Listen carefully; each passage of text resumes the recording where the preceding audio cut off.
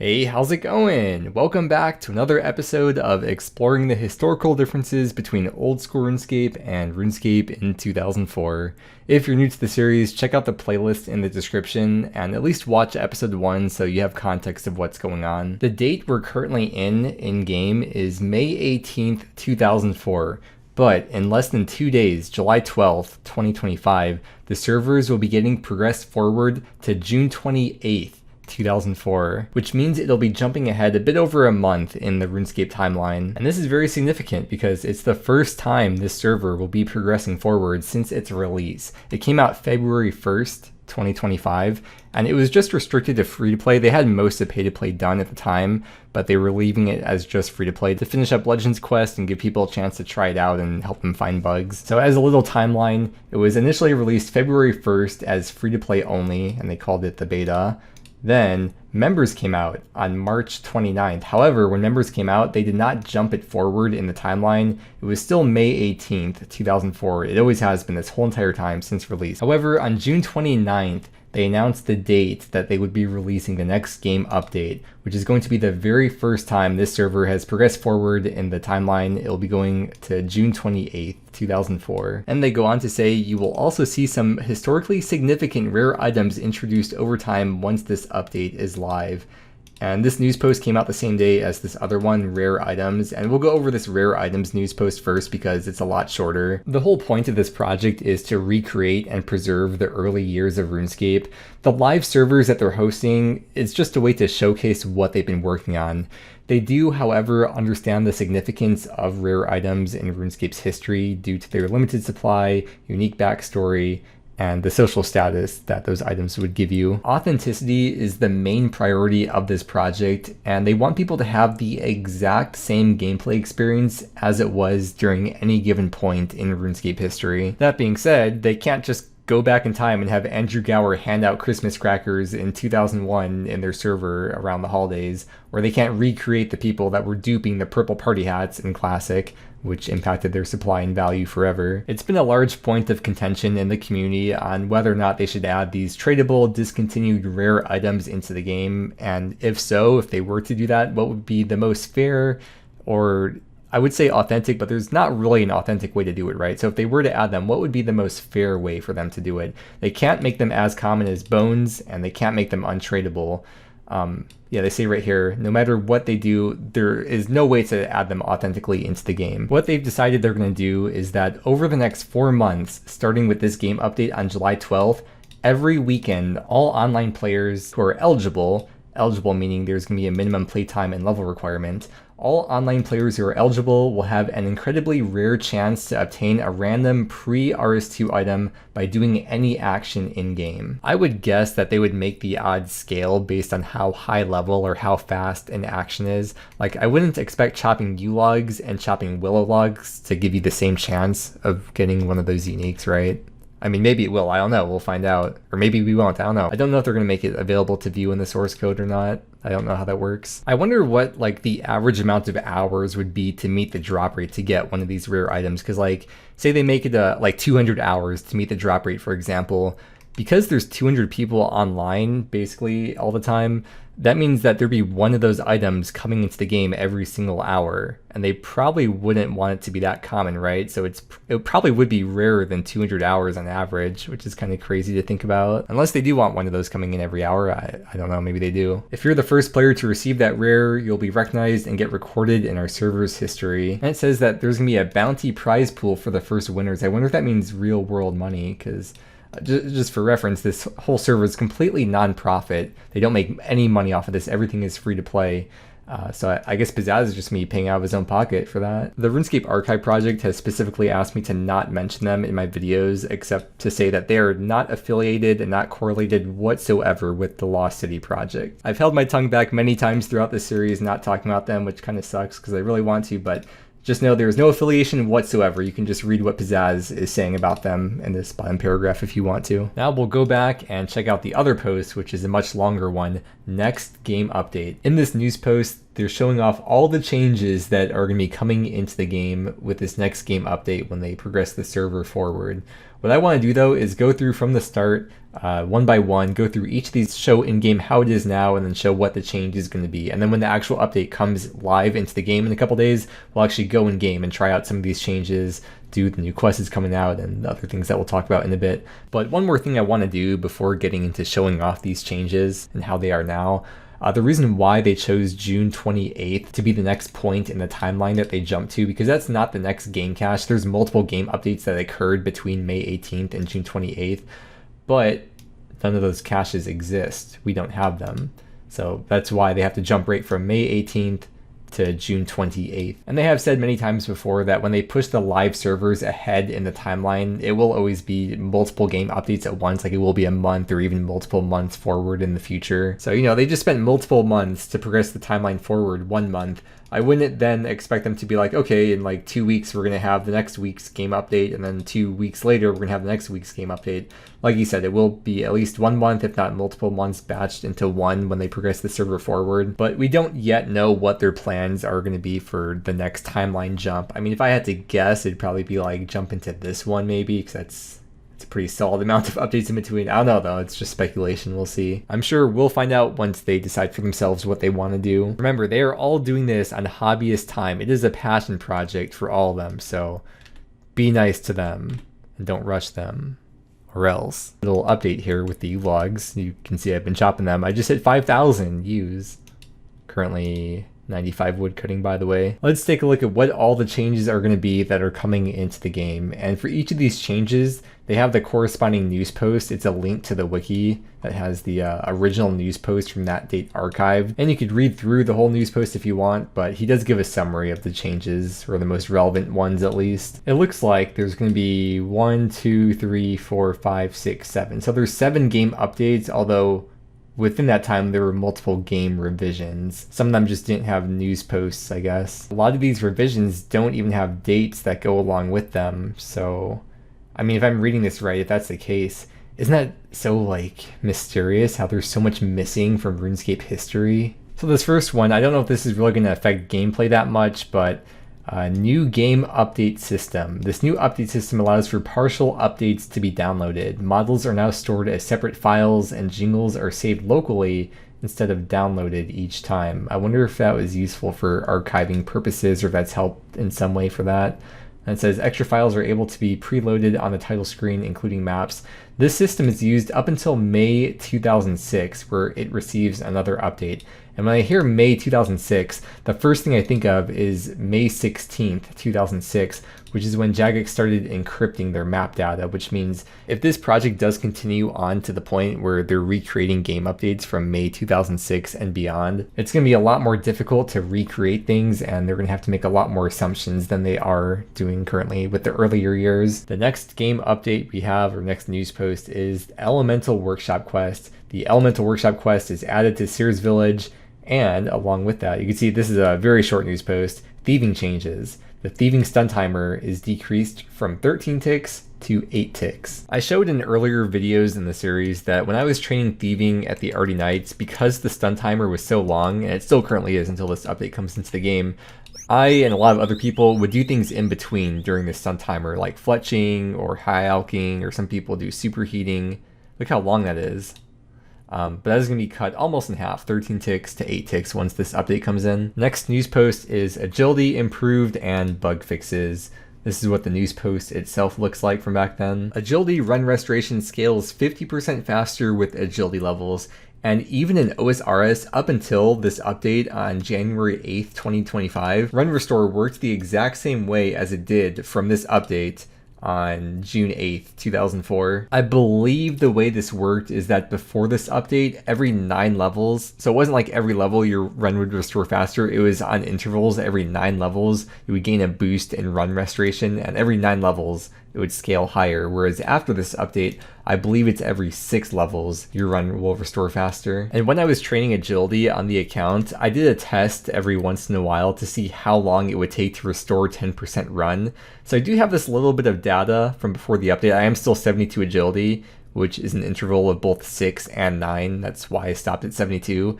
And after this update comes into the game, we'll see how long it takes to restore 10% run, because before it was 37 seconds at 72 agility. Right now, if there's a bunch of players around a fishing spot, the fishing spot can disappear sometimes and come back, which is a visual client-side only type of thing, but that will be fixed with this game update. And as a reminder, they do purposely put all these bugs in the game to recreate exactly how it was back then, so that was on purpose that they put that in. Right now, random events can appear below players, so you might not even know that they're there until you see the text appear above their head, which can be very dangerous because you know how the random events worked in this era of the game. But with this update, the update says that random event NPCs will always appear on top of players, but that actually wasn't the case when this update came into the game. That came later. By September, the NPCs were updated to do this, but they don't know exactly which update between June and September it was. It could have been in July or August. They don't have the client data to confirm the exact date. I assume that's in reference to all these missing caches. It skips right from July 13th, and then the next cache we have is September 7th, 04. Moving on, new in-game player moderators. Here's the news post.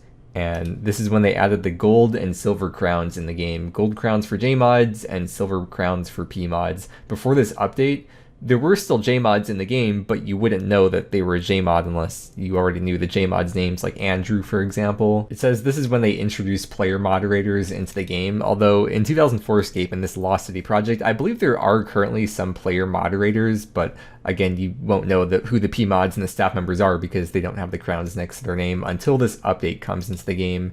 And while it says that this was the introduction of player moderators, there was a point in mid-2001 where about 5 players were invited to moderate the game. They even had the same powers as JMods, they just weren't working for Jagex, so maybe it was like friends of the Gower brothers or something. I don't know how that worked. The team was disbanded in December of 2001 though, and I did cover this earlier in the series as well, so I'm not going to go too in-depth with my thoughts about this, but I thought that was interesting if you want to read that. Moving on to the big one, this news post, special attacks. Special attacks were added into the game. There's 11 special attacks at this point in time, and if we take a look at the news post, today they added special attacks to the dragon weapons, Excalibur, rune throwing axes, and magic bows. Expect more types of special attacks on future weapons. There's a couple other changes. Mining rocks and thieving stalls now allow multiple players to get the resource on the same tick, and then strange fruits regenerate 30% run energy. I believe it's currently 10%, I want to say. As for the mining thing, they say in the news post that the new RuneScape launching RuneScape 2 that is, from Classic,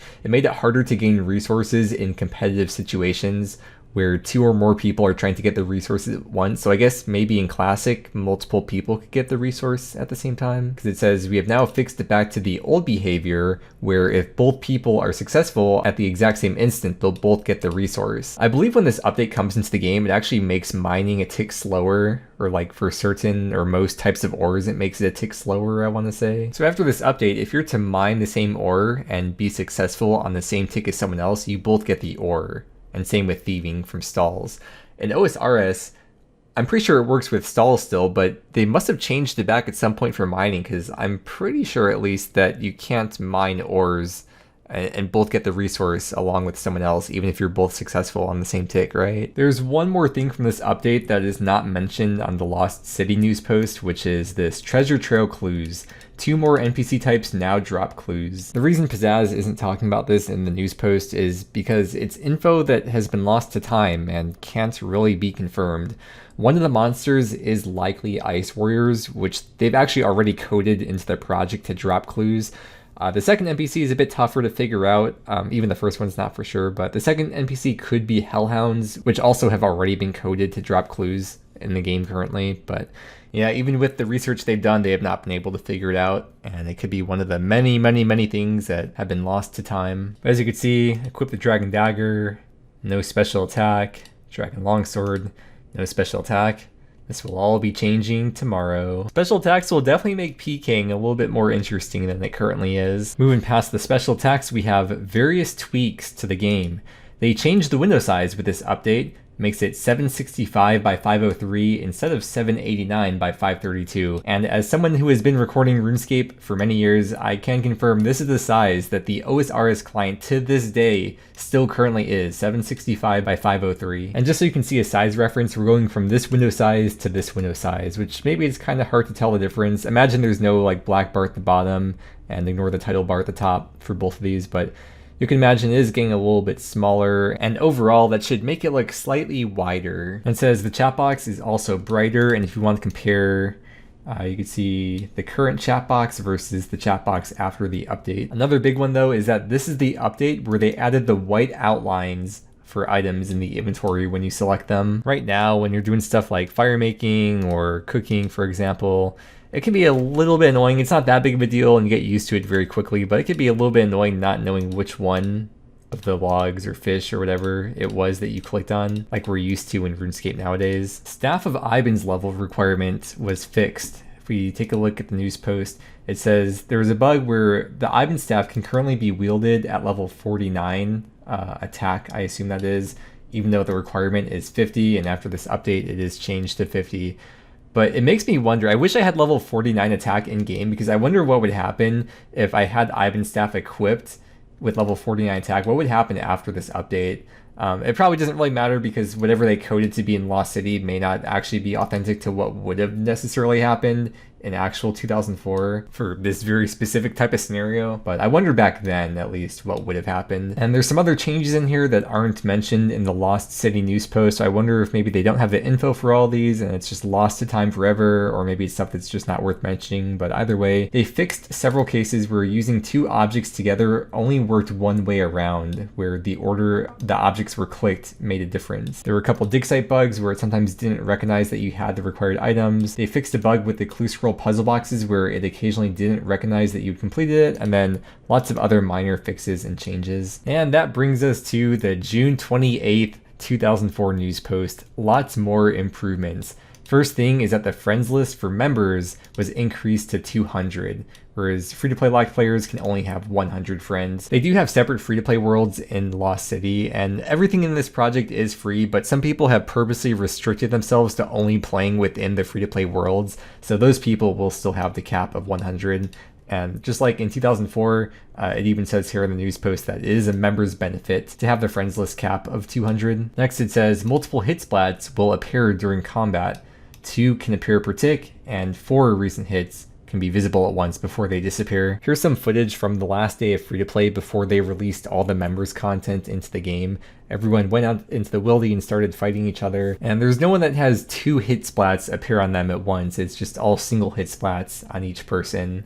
I guess maybe it's kind of hard to tell because there's a lot of scenarios where people are standing on top of each other being attacked, but there's no 2 hit splats on a single person on the same tick. Or maybe this is an easier way to tell actually. I have 2 rats on me, but there's only 1 hit splat, versus once the change comes into the game, you could see right here, you're gonna have multiple hit splats. Even if they're all zeros, there's still gonna be multiple appearing at once, which is not currently the case. NPCs will retreat and pull the player towards them when being attacked out of range, so they have increased the intelligence of NPCs. If the NPC is at the edge of its wander zone and you're attacking it, instead of just standing still and being able to safe spot it, they will instead retreat backwards, and eventually they'll be out of range from you, which will force you to be dragged into their wander range. And then this one, dragging items and banks will scroll up or down automatically, and you could see a sample or example of what's going to change when that comes into the game.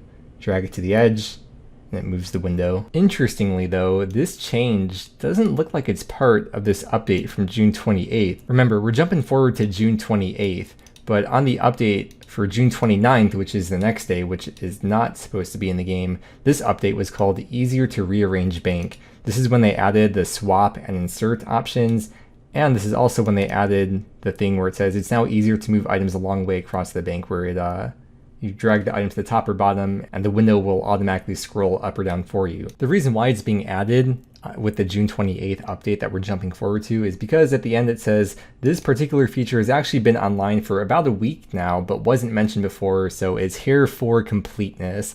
I find that very ironic because there are so many things that are missing and aren't documented, which actually if we go down here, there's a bunch of undocumented changes just in this month alone. So it's kind of funny how he's saying, or how I guess one of the Gower brothers is like, well, we want to be complete with all the updates, so of course we got to mention it here. Meanwhile, there's so many undocumented things. But yeah, as of right now, you cannot drag items up or down in the bank, and there's no swap or insert option. We will be getting the dragging thing, but we will not be getting swap or insert. And for this update, there's 2 more changes that aren't mentioned here that are in the original news post, which is that music and sounds work on more machines, kind of irrelevant. And then this one, fixed Dragon Spear special attack. We fixed the bug, which meant attacking a player with the Dragon Spear special attack didn't give a PK skull in the wildy. So after this update, it did give the PK skull in the wildy if you use the Dragon Spear special attack. But it's not worth mentioning here because we're jumping so far ahead in the timeline. There's currently no special attack, so we're skipping over that whole bug essentially, because we're going right from no special attacks to the special attacks and the bug being fixed. And that's it for all the news posts. Then we have a list of undocumented changes. So first thing is that normal bows will get a different recolor to make them more distinct from oak bows. There's the regular bow and there's the oak bow after the change. But right now you can see the colors for the regular bow versus the oak bows. They look very, very similar. Dragonhide equipment goes up in value. I believe this is the nominal value in terms of like what you save on death, or maybe how items appear in stacks on the ground. I believe that's what this number is. So they all went up in value, and I believe all their high alch values were increased as well. There's a few changes with Tutorial Island. They added use quick options to the range and furnace on Tutorial Island so that confused players know that they're supposed to use items on it. They added hint arrows for the minimap, like on Tutorial Island. I don't know if there's any other places where they added the arrows, but Tutorial Island is an example you can see. And then Tutorial Island NPCs will always show on top of players. There's a teleport quick option that was added to the wizards that teleport you to the essence mine. You can see right here, right click, teleport.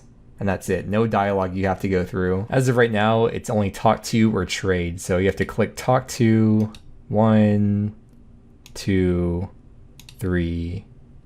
Okay. And that's how you get to the essence mine. By the way, if you have access to the Wizards Guild or the Magic Guild in YAML, it's a bit faster for mining essence than mining it in Varrock. Although the real Chads mine essence at Wizard's Tower. Then they added a new option to Siegfried Urkel in the Legends Guild, so you can just right click trade. Because right now you have to click talk to, and 1, 2, 3, 4. To open up the shop here. Man, kids these days have it so easy with the right click trade option and the right click teleport option, I tell ya. And finally, the last change on this list is that when you right click a stack of items, you'll always see the options and names first, presumably before the examine options. This was really annoying when I was at the Pirates Hut. Because I was AFKing, the pirates would all be dying on the same pile and there'd be big piles of loot on the ground.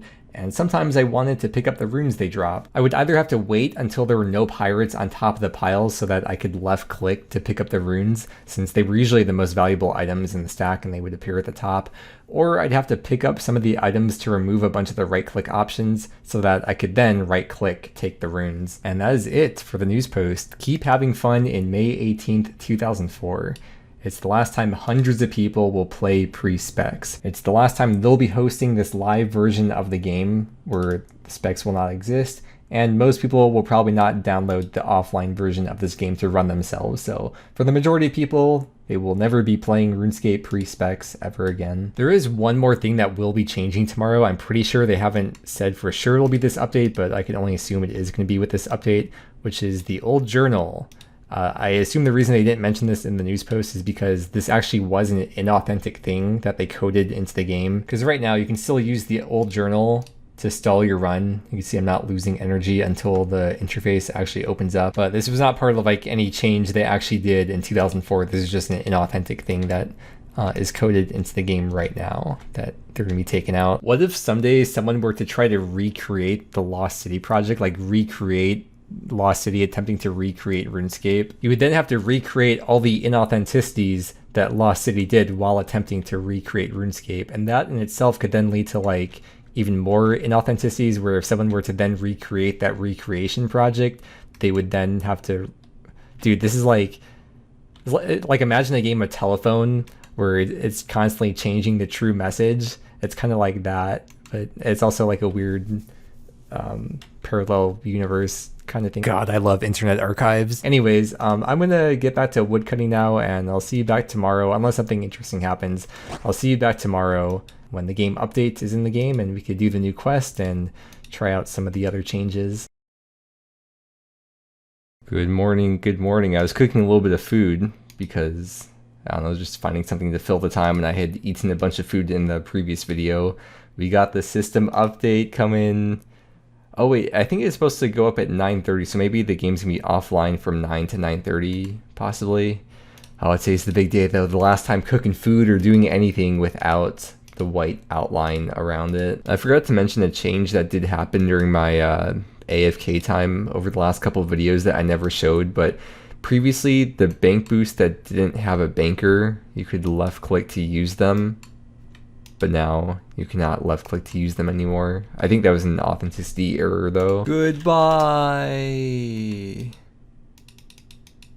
Oh, you know, this happened when members came out too. It went to 0, but it was like another minute before we actually got logged off. Now we wait. It's 9:30, come on man, let me in, I'm gonna go crazy. The website's not up yet, but Pizzazz posted a thing here in the Discord, and he's talking about it and says one of the changes will be 2-factor will be available. News post coming soon. We're in. Look how bright the chat box is. The thing here looks like it's been condensed a little bit. Wow, the window size is different. Oh my gosh, we're in the future. This is the future, baby. Let me see the white outline. Oh my gosh, that's crazy. Wait, let's grab out a spec weapon. Grab out a dragon dagger. Equip it. Oh my gosh, special attack is in the game. You know what time it is, baby. Time to spec some noobs out for the first time ever. Yeah. Wait, how much special attack did that use up? That was like most of the bar. Wait, so you can only do 1 DDS special attack? Oh wait. Wait, what? Okay. Oh, no. I think I started off with 0 special attack upon login, so it just never filled up to full in the first place. As promised, I did say that I would test out the time to see how long it takes to restore 10% run energy, so I'm going to get it to like 89%. We'll get ready to start the timer, and as a reminder, it was 37 seconds before the update. Wait, let me get to 89%. And we'll start the timer now. Get ready to pause. Stop. So 29:30 seconds. Cool, and now of course we also have to test out the stun timer for thieving Arty Knights. Start thieving until I get stunned. And it's gonna be 8 ticks rather than 13 ticks. So I don't know if this means much to you guys. Like if you haven't spent as much time as I've spent doing this, you may not like fully comprehend, but is quite a noticeable difference. As you can tell, a lot of people were waiting for this update before they went to train their thieving, especially all those people that stayed like below 46 combat so they could left click the knights, unlike me. Of course, you can still do the activities in between the Arty Knights when you fail them, like the fletching, superheating, alking. There's just not as much time, or not as much downtime to do as many of those actions. Well, right now at only 10:30 a.m. there's 449 people online. That's the highest player count I've seen in a long time, because usually it peaks out at like 250-ish people at the peak every day. Let's check out the old journal and see if they patched it. So we'll start running, use it, check the run. Oh no, just right, it just stalls you, or you just stand there now. Yeah, so it doesn't even do anything. That means I'm going to be dropping all these, and I'll be able to free up a bank space because I'll never use these. I don't think there's going to be a use for this in the future. I don't think they're going to like re-implement that into the game when it never existed in the first place. Have no fear though, because you could still do alking or the bull roar. I actually haven't even tried this yet. I'm going to try it here for the first time. So yeah, it's like a very, very short energy stall. And of course, as you can see, I'm in Sears Village because Elemental Workshop, the new quest, has been released. It's the only quest that I do not have done at this point. And I guess I could have like collected the items last night, since of course we already knew what items would be required for the quest, but I did not think to do that, so I'm gonna go do that now. Oh, and we can drag items up in the bank now, and the further you drag it, the faster the bank scrolls. So if I move it up further, it goes faster. If I move it to the edge, it's slower. Look at that quest logo on the minimap. Let's see, Elemental Workshop not started yet, but maybe when I read it. Elemental Workshop, the final quest, has now been started. Use the knife, get the key. Oh man, it's bringing back the memories. The key looks different too than it does in old school. Oh, and the book too. You can see what they look like right here. And then in Sir Music's guide, that's what they look like. Those two. Those two. Wait, does the quest journal thing exist? No, you can't click on these. And same thing with the skill panels, right? Or this, yes. No skill guides yet and no quest guides yet in game. I remember in old school, one of the elemental rocks is right here. But there's no elemental rock there. You have to come up here to get to the elemental rocks for the golem. Let me spec him out. Ooh, huge. Come on, big spec. Wow, one more big spec. Finish him. Elemental ore. When you successfully complete the water room, in old school, the water starts flowing. But here you just get the message that the water is starting up, but you don't actually get to see it for the confirmation, and you also can't confirm with the quest thing. Wait, can you get unlimited leather from this thing? Oh no, you can only get it once. I brought the one leather with me just in case you couldn't get it in this version of the game, but you were able to get the leather from that crate even on release. Wait, look at the lava trough in 2004 versus in OSRS. The texture of it is different. It's like yellow there versus fire cape here. In OSRS, when you use the knife on the book to get the key, it changes name from battered book to slashed book, but it does not change names in 04. But with that, it is time to complete the final quest on the 2004 Escape account. I think just use the bar on here. And there it is. Elemental Workshop is complete. I might be getting a level in something. 52 crafting, because the quest reward is 5k crafting XP and 5k smithing XP, along with 1 quest point, which puts the total quest points up to 116. You get access to the Elemental Workshop, and you get the Elemental Shield. If we check the stats of that, it is +6 magic defense. And that is all. That's probably the best magic defense shield slot in the game, right? Isn't there some weird stall with the shield where like you can't equip? Yeah, I remember that from OSRS. They fixed that in the last couple of years in OSRS, but when you equip an elemental shield, you can't like do other actions for a tick or something. It's kind of cool when you equip it because you could see it like expands on your character. At this point, I've gone through the whole update and done everything I can think of to show for the video.